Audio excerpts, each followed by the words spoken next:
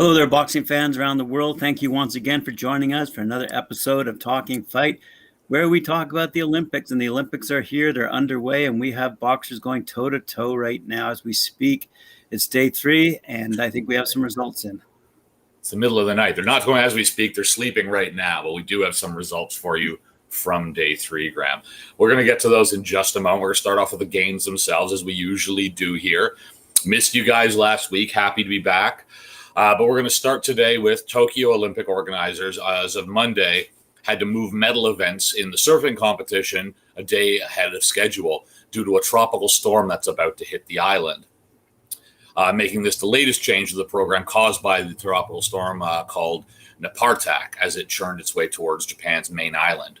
Now, the storm is expected to head over Japan's northeast coast on Tuesday and could dump heavy rain on the capital just days after the start of the games. Medal heats for surfing, making its Olympic debut in Tokyo, were due to be held on Wednesday, but the strong swell provided by Napartak is expected to abate by then, and the impact the waves, promoting organizers to move that forward by a day. Rain also is going to be threatening 2 medal games for softball, Canada vying for a bronze in that one there, and more importantly than the actual game itself, it's also may impact their flights home, as those are scheduled for Wednesday, with the next available flights not being available until Saturday. Because of the pandemic, we have limited options here. So this all goes back into all these moving parts we've been talking about for weeks now. Problem is their accommodations need to be taken over by newly arriving athletes sooner than that. So we'll see what happens with them. Rowing and archery events have also been moved, with Tuesday's rowing races rescheduled for later in the week. Tokyo spokesman said earlier on Monday that there was no immediate plans to change any other events. The storm is forecast to pass through the north of Tokyo, according to the website of Japan's Meteorological Society agency.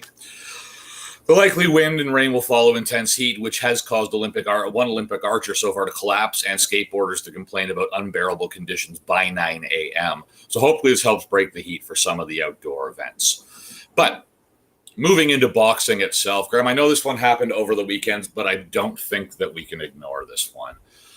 After all the hard work that Mandy Bujold did outside of the ring to make it to the Olympics, unable to deliver a knockout punch inside of the ring, I don't think we can ignore this one.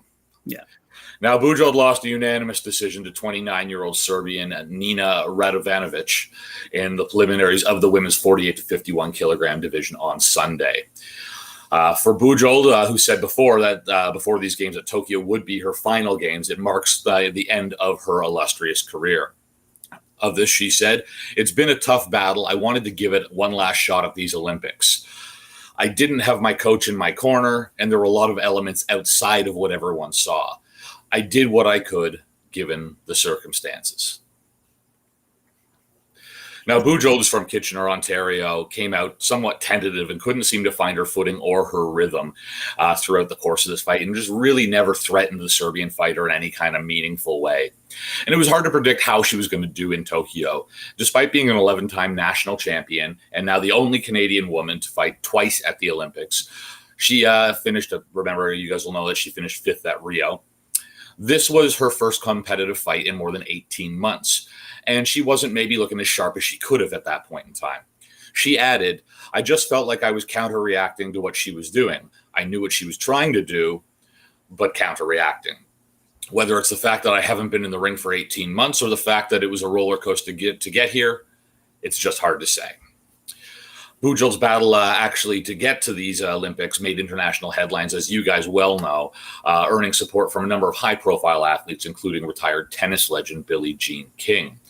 During the 2018 and parts of 2019 seasons, Bujold, who was ranked number 2 in the world at the time, was out of the ring on maternity leave after giving birth. But after COVID-19 pandemic canceled a number of key Olympic qualifying tournaments, she appeared to be out of luck. And now it was only after a successful appeal to the Court of Arbitration for Sport that she made it to Tokyo. The court ruled that qualifying criteria should have taken into account women who were pregnant or had recently had a baby at the time. Long story to get there, real short story once we got there, unfortunately. And we also, over the weekend, lost Wyatt Sanford, who's from Kennecook, Nova Scotia, as well. So we're down 2 boxers so far, Graham, from our Canadian contingent here. But we're going to move on, and we're going to talk a little bit about the results from day 3 today. And there are a lot of names in this one, Graham, so you're going to have to bear with me for some of these. You know I do my best, but we're gonna dive in. So we're going to start off with the morning session here, dealing with the women's featherweights today. Irma Testa of Italy defeated Michaela Walsh of Ireland in a 5-0 decision. Now, Walsh was a top medal hope in the decision in the number 4 seed, but she is one and done, while Testa wins her second fight in Tokyo and advances to the quarterfinal, where she is going to be toe-to-toe with Canadian Caroline Vieira. Now, that's going to be a good one. It has not been a good start for the Irish so far in this tournament. Moving on, though, in this division here, Caroline Vieira of Canada defeated Nikolina Karcic of Croatia 5-0. Now, Karcic is a good fighter, but Vieira was just really on her game here. And, she showed off pretty much her entire skill set. And, she was throwing enough for this to be considered an entertaining fight. If you didn't get a chance to see it, please do go back and watch it. But it was also, she was throwing her punches very efficiently as well. She was throwing enough to be entertaining, but she was landing as well. So it was a great fight to watch, and a good fight to watch if you want to get a better idea of Caroline's style. Yep. Really impressive. Go back and watch it. Moving on. Jenny Marcela Arias of Colombia defeated Stanimira Petrova of Bulgaria. Now, Arias took the first and third rounds. Petrova made a good stance in the second, though. Solid fight, though. Arias is fun to watch in particular. It's she's quick on her feet. And if you are watching this, you may have noticed that her name will be spelled Yeni, Y-E-N-I, but Arias herself actually spells it Jenny. So we're going with Jenny for our purposes here. So that's what she says. Nedi Petekio of the Philippines defeated Yu Ting Lin of Chinese Taipei in a 3-2 split decision. Now, they're calling this one an upset, but frankly, I thought Petekio was going to take this one from the top. Lin, though, did come in as the top seed in this tournament. But Petekio just outworked her throughout the course of the first 2 rounds. And actually, Petekio actually fought in the very first and won in the first round match of this entire tournament as well. This was a close fight. Petekio took the first. Lin probably deserved the second round in this one, if getting right down to it. And the third was really, really too close to call, in my personal opinion. Although, of course, they found a way, and that they gave it to Petekio as well. I would not want to have had to have been one of the judges on this one, though. Moving over to the other side of things, though, in the men's middleweights, we saw Andre Sesmez of Slovakia defeat Aaron Prince of Trinidad and Tobago in a 4-1 decision. Now, it was a long journey for the 35-year-old Prince to get to the Olympics, but Sesmez was just better all around. Prince gave it a great go in the second and third rounds, and one of the judges actually scored both of those for him, but it was pretty much across the board. The first round he lost, and all but one judge scored the whole thing right across the board against him. So goodbye to Prince. Yep. Now, Yuri Sedano of the Dominican Republic defeated Eldrick Sella of the refugee Olympic team. Now, this was a bit of a heartbreaker. This was for Sella, at least, who had something of a remarkable journey to make it to the Olympics.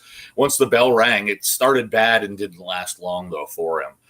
Sedano dropped Sella with a left hand about 15 seconds into the fight, and the whole thing was stopped within about 70 seconds.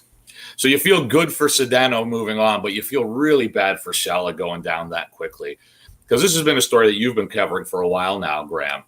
And the last, I think you had reported, he still doesn't have all of his documents to go back to Trinidad and Tobago. Is that correct? He actually jumped in and laid some personal comments down on our YouTube page where he referenced the minister and said that, in fact, he had applied for a visa, whereas the minister had been reporting in the press that Eldrick had not been following proper protocol and had not applied for a visa. But in fact, Sella came into our YouTube section, commented in the comments section, and said he had applied for his visa, but it had been rejected. So he basically left the country knowing he was not going to return to Trinidad and Tobago, but didn't know where he'd be going after the Olympics were over. Okay, well, that'll be one that we'll definitely keep an ear to the ground on then moving forward, and we'll as this tournament progresses, we'll keep we'll keep an eye out, and we'll let you guys keep you guys updated where we can on what's going on with Sella and where in the world he is, because at the moment he sounds like a man without a state. And Carl from Last Bell chimed in and said perhaps we Canadians should adopt him and prop up our own boxing chances in the future. But well, I mean, as underhanded as that, okay, but I don't speak for the government of Canada on this one, so I'm not sure how well that one would go, or for the national team. But we will, like I said, we're going to keep an eye on that. But let's move along now, because we still got some more fights to cover here. Because Francisco Veron of Argentina took out Adam Chartoy of Sweden today as well in a 5-0 victory here. Now, Veron won the first 2 rounds pretty clearly, although Chartoy was having kind of sporadic success throughout the entire fight, landing some decent shots, just without the same consistency that you would hope. Now, Chartoy had a pretty basic approach, working pretty heavily on his jab, but Veron was just a more well-rounded fighter, and particularly a better aggressor, keeping Chartoy on the back foot for a decent amount of this fight. And as such, took the fight at the end of it. Yuito Moriwaki of Japan took out Shaheen Musavi of Iran in a 3-2 split decision. Now, this one here was, I mean, what's the polite word for it? A scrappy fight might be the nice way to put it, and it really could have gone either way. Musavi gave it all, but the kitchen sink here in the first round, but it was just really sloppy boxing, leading a lot with his head. He was better in the second and third, but in a fight that was this close, the home fighter got the nod at the end, but this could have gone either way, and I don't know if anyone would have argued. So you might hear some chirping about this one, saying, "Oh, they just gave it to Moriwaki because he was the hometown boy." But we'll see. Moving forward, we'll see. Up in the flyweights, though, Suleiman Teta of the Black Bombers of Ghana defeated Rodrigo Marte of Dominican Republic in a 3-2 split. Now, this one, again, seems to be somewhat controversial and is a sizable upset, as Marte was pretty heavily favored going into this one. And he did have a good first round. Now, I can't really tell you now if there is going to be any outrage around this one or not, because due to some issues with the feed and some, I don't know if directing is the word you want to call this, or lack thereof, they decided to put up a round of commercials in the middle of this fight, and everyone lost the first minute of the third round. So I don't know if that's editors, producers, directors, but somebody screwed that one up, and everyone lost a minute of the third on that particular one to, I don't know, a banking commercial, I think it was at the time. We'll see if there's any outrage, flowing from that fight, though. It was a close one. Moving on, though, Carlo Palam of the Philippines took out Brendan Irving of Ireland in a 4-1 decision. Palam was just too quick for Irving, swarmed too much, and in the first and most of the second, and he just kept this speed up. And once they got into the third, at that point in time, the pace of the fight started to slow down a little bit more. But at that point in time, Palam was just protecting his lead at that point in time, and he knew that he really didn't have to do much else to get out of this fight. So that's Irving one and done for his second straight Olympics, going out in the first round, unfortunately. Again, like I said, it has not been a great tournament so far for the Irish. Shakobadin Zwarev of Uzbekistan took out Baduan Sifti of Turkey in a 5-0 decision. No real surprises on this one. Zwarev, you guys will know, won gold in this division in Rio back in 2016. And this is something of a loaded class this year. He's actually not even seeded this particular tournament, and it's not like he's off his game or anything like that. He absolutely dominated this fight. Sifty ended up receiving a standing 8 count in the second, and really didn't land anything of consequence after that 8 count. Ryomi Tanaka of Japan took out Yoel Finol of Venezuela in a 5-0. Now, there's nothing sketchy. There's no home basis, or did they give this one to the hometown boy on this particular fight? Tanaka just flat out flattened, really, the 2016 silver medalist. He was clever, landed good shots to the body, and looked good defensively. And just all around was better than Finol in this particular one. Jianguan Hu of China beat Sakil Alakaradovi of Georgia in a 5-0 decision as well. Now, Hu, again, was really quick, and Alakaradovi just really couldn't find him with any consistency, couldn't land anything with any amount of consistency through the course of this fight. Hu did start off as a southpaw in this fight and then boxed orthodox later on into the fight. A lot of style being what made this one fun to watch, and most of that style belonged to Hu. So worth watching, but yeah, don't expect much out of the Georgian on this particular fight. Yubrian Martinez of Colombia took out Rajib Mohammed of Botswana in a 5-0. Now, Martinez won silver at the light flyweight at Rio 2016. And he says that he was ready to move up even if that division hadn't been cut for this particular Olympiad. Now, Martinez has a great pressure style, and Muhammad was overwhelmed and a bit out of his depth, if I'm being perfectly honest here. But he was working really hard and trying to land off the back foot. The only problem is Martinez just constantly kept putting him back on the back foot throughout the course of this fight. Moving over into the men's flyweights, we saw Patrick Chimiemba of Zambia defeat Alex Winwood of Australia in a 4-1 decision. Now, this was a good fight. There was nice stuff on display from both sides on this one. Chimiemba swept the opening round, but Winwood knew that and came out fighting really hard in the second here, taking four of the cards in that round, meaning that it all went up for grabs in the third. And that was a really close round, but Chimiemba took it by just enough moves to move on in this one. And now, finally, I know one of the ones Carl's been waiting for here. Galal Yafai of Great Britain defeated Koryam Sogayomi. Of course, now I can't say it again. Sogamoyan of Armenia. Now, Sogamoyan landed some decent shots along the way in this fight. And he isn't a bad fighter at all, but Yafai was just switched on and just laser accurate throughout this fight. One of the best performances we've seen of this tournament so far. 28-year-old Yafai also fought in Rio 2016, losing in the second round, and he's definitely going to be looking to medal this time around. He is one of my favorites, if I'm being perfectly honest. And I hate saying this because I know Carl's listening right now. But he is one of my favorites in this tournament to watch. He is one of the most entertaining fighters to watch in this tournament. And watching this guy go, it's almost like watching a fight on fast forward sometimes when your fight gets in the ring. And it's wacky. You got it. If you didn't get a chance to see the fight, go back and watch it for sure.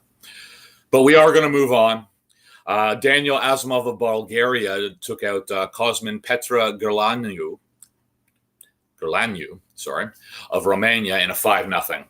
Now, good effort here on both parts, but as much as Gerlaniu tried to match the tempo of Asnov, he just couldn't quite get there at the end, and this one kind of came down to conditioning. Gabriel Escobar of Spain took out Ramon Quiroga of Argentina.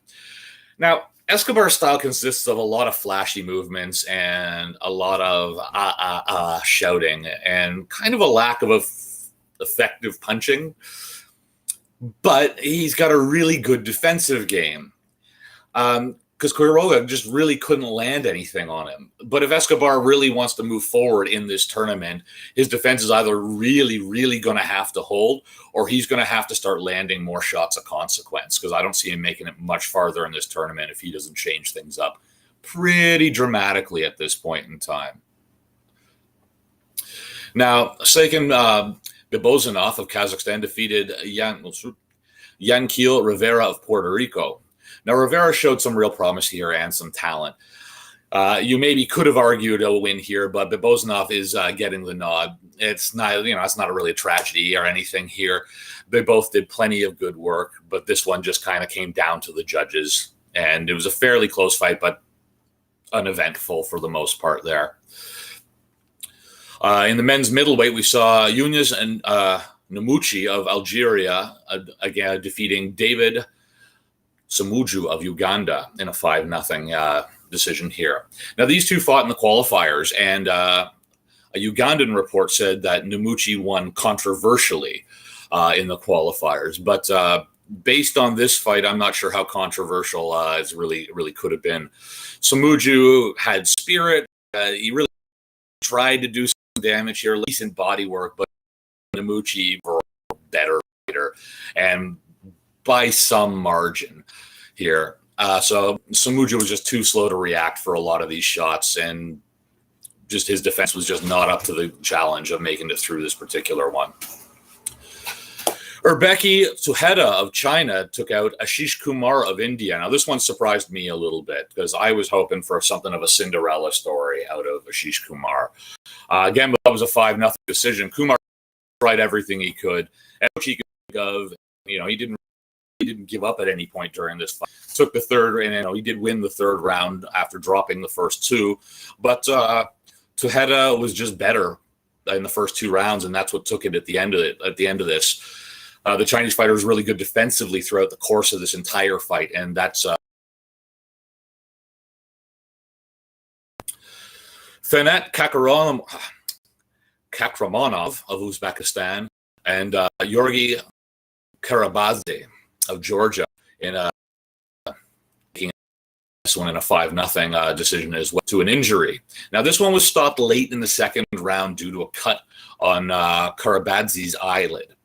Now, he was trying, but was definitely outclassed even up to that point by Kakramanov. Now, could this have kept going? Probably, because you see this, it's usually like a 50-50 when we're talking about the Olympics. As soon as you see blood, whether or not they're going to stop this fight altogether or not.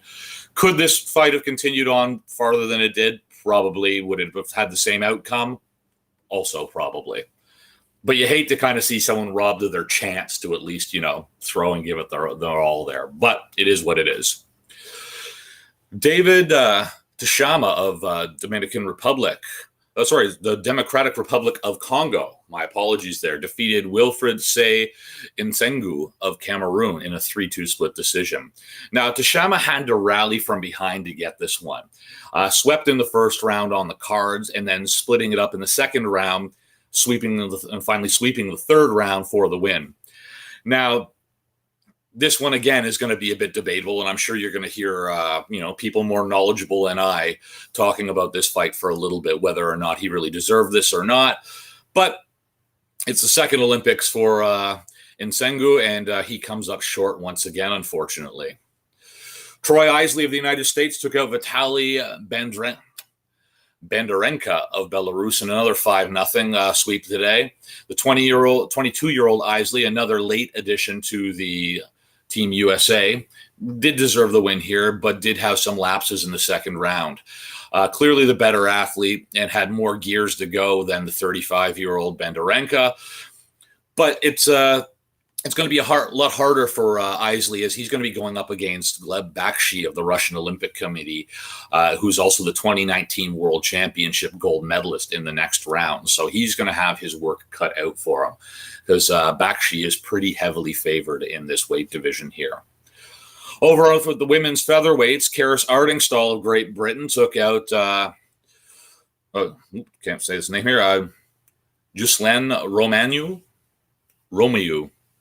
Again, apologies on these names, guys, of Brazil, and another 5-0 sweep. Had a lot of 5-0 sweeps today. Another solid performance from Ardingstall, who eliminated the number 3 seed at the tournament. Ardingstall does not, she doesn't do anything particularly flashy. I want to say anything bad here, because, she won this fight and she's been doing really well moving into this, but she doesn't do anything particularly flashy. But one thing she doesn't do is she also doesn't make a whole lot of mistakes.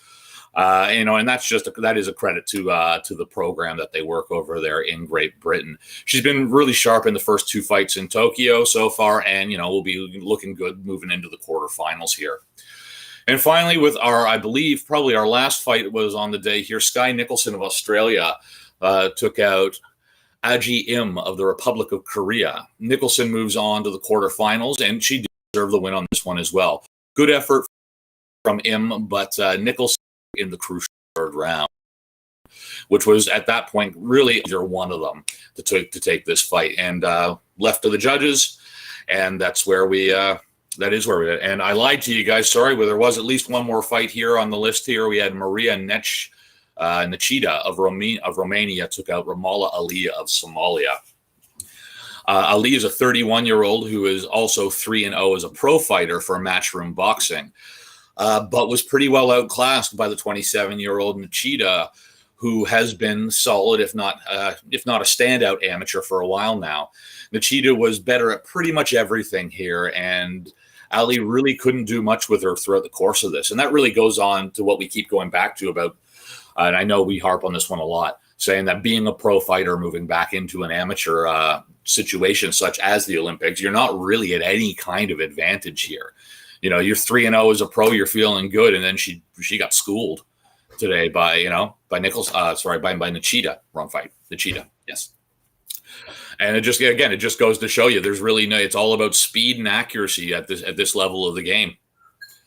But that wraps up the action from today, Graham. And obviously we've got more coming tomorrow and every day right up until the 8th as we start to narrow these brackets down and see some better fighting.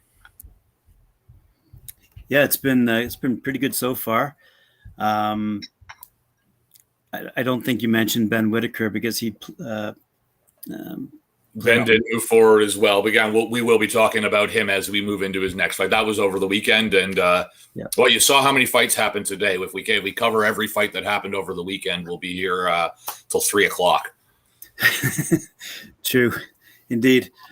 No, it's been great to see these men and women go at it.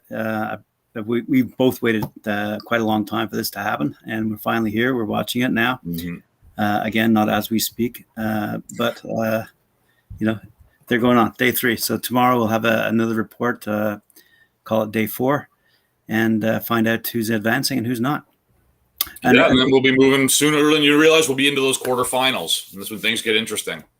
Ray was asking whether or not you might be able to mention the seedings when you're mentioning the names. Oh yeah, I did not put that together in my notes this morning. What everyone's seedings were, but we can definitely look into that sort of thing. Yeah, it's kind of neat to know who's getting upset and who's. Well, yeah, I mean, not everyone is seeded, of course, but if there is a seeded fighter, I think we only mentioned a couple of them that were seeded today. So yeah, we can definitely look into that for sure. Yeah, if it pops up on your radar. Yep. All right, Christian, thanks very much. Good to have you back, and we'll talk to you tomorrow.